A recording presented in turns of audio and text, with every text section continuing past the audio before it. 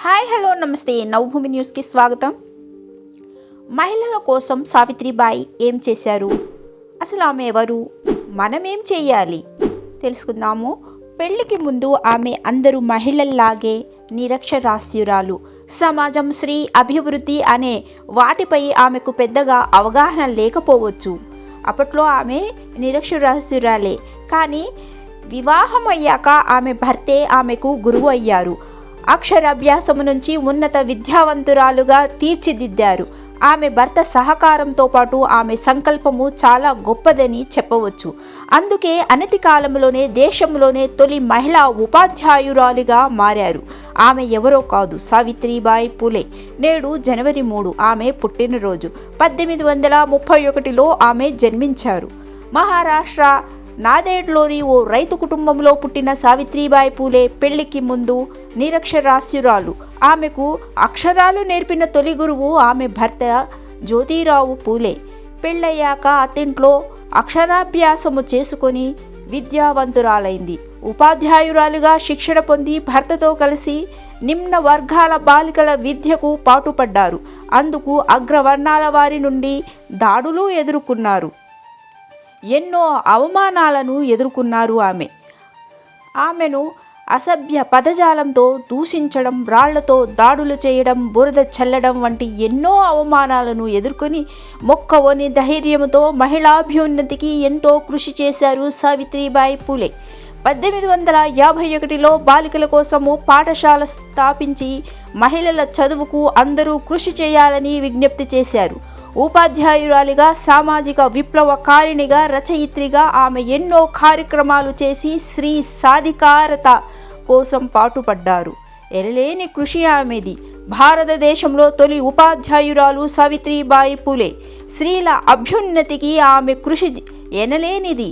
మహిళలు స్వాతంత్రముగా బతకాలని ఆమె ఎంతగానో ఆకాంక్షించారు.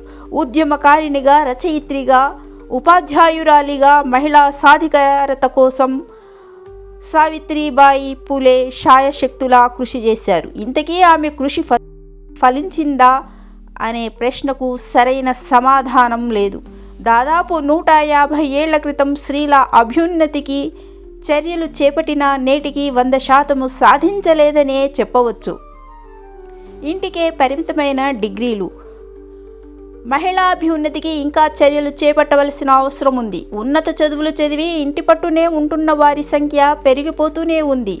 అందం, సుకుమారం పేరుతో విద్యావంతులైన స్త్రీలను కుటుంబ సభ్యులు ఇంటికే పరిమితం చేస్తున్నారు. పేద మధ్యతరగతి ఇళ్లలో యువతులు చదువు మధ్యలో మానేసి పెళ్లి పీటలెక్కుతున్నారు. ఎన్ని డిగ్రీలు ఉన్నా పెళ్లి, పిల్లలు అంటూ ఇంటికే పరిమితమవుతున్నారు. కామాంధుల చర్యలు మితిమీరుతున్న తరుణంలో ఆడపిల్లలను బయటకు పంపాలంటే తల్లిదండ్రులు వణికిపోతున్నారు. ఒక స్త్రీ పని చేయాలంటే ఆమె ఎన్నో సవాళ్లు ఎదుర్కోవలసి వస్తుంది. ప్రయాణం నుంచి మొదలుకుంటే పనిచేసే ప్రదేశాల్లో ఆమెపై డేగ కళ్ళు పడుతూనే ఉంటాయి. ఈ సమాజంలో స్త్రీని విలాస వస్తువుగా చూస్తున్నంతకాలం మహిళలకు ఇలాంటి సవాళ్లు తప్పవనే చెప్పవచ్చు. ఇక ముక్కు పచ్చలారని చిన్నారులపై మృగాల పైశాచికత్వము పెరిగిపోతుంది. ఆమెను అలా మార్చేశారు. ఆటవిక సమాజంలో స్త్రీలదే పైచేయి. ఒకప్పుడు మాతృస్వామ్య వ్యవస్థ ఉన్న విషయాన్ని అందరూ గుర్తుంచుకోవాల్సిన అంశం. కానీ పురుషుల ఆధిపత్య ధోరణి క్రమంగా ధీశాలి అయిన మహిళలను అబలలుగా మార్చేసింది. ఆమెను ఇంటికి పరిమితం చేసి ఓ వస్తువుగా మార్చుకున్నాడు. ఏమీ చదవని మగవాళ్ల నుంచి డిగ్రీ చేసిన పురుషులు వేధింపులకు పాల్పడుతూనే ఉన్నారు. ఎంతోమంది సంఘ సంస్కర్తలు స్త్రీకి స్వేచ్ఛ ఇవ్వాలని 100 ఏళ్ల నుంచి చెప్తున్నా పూర్తి స్థాయిలో అది అమలు కాలేదు. స్త్రీల కోసం ఎన్నో చట్టాలు చేసినా అవి క్షేత్రస్థాయిలో ఆశించిన స్థాయిలో ఫలితాలు ఇవ్వడం లేదు. తల్లిదండ్రుల నుంచి పాలకుల వరకు దీనిపై ఇంకో అడుగు ముందుకేయాల్సిన అవసరం ఉంది.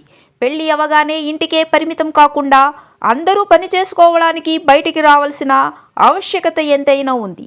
స్త్రీల అక్షరాస్యత పెరిగింది, కానీ ఆశించిన స్థాయిలో ఆర్థిక స్వాతంత్రం సిద్ధించలేదు. మహిళల్లో స్వయం సమృద్ధి పెరిగింది, కానీ అనుకున్న స్థాయిలో సాధికారత సాధించలేదు. నేటి సమాజం మహిళలకు మరింత ప్రాధాన్యత ఇవ్వాల్సిన అవసరం ఎంతైనా ఉంది. స్త్రీలు సంపూర్ణ అక్షరాస్యత సాధించడం, ధైర్యంగా ఉన్నత స్థితికి చేరుకోవడమే సావిత్రిబాయి పూలేకు మనం తెలిపే అసలైన నివాళి. ఈ వీడియో మీకు నచ్చినట్లయితే లైక్ చేయండి, షేర్ చేయండి, సబ్స్క్రైబ్ చేసుకోండి. Thank you friends.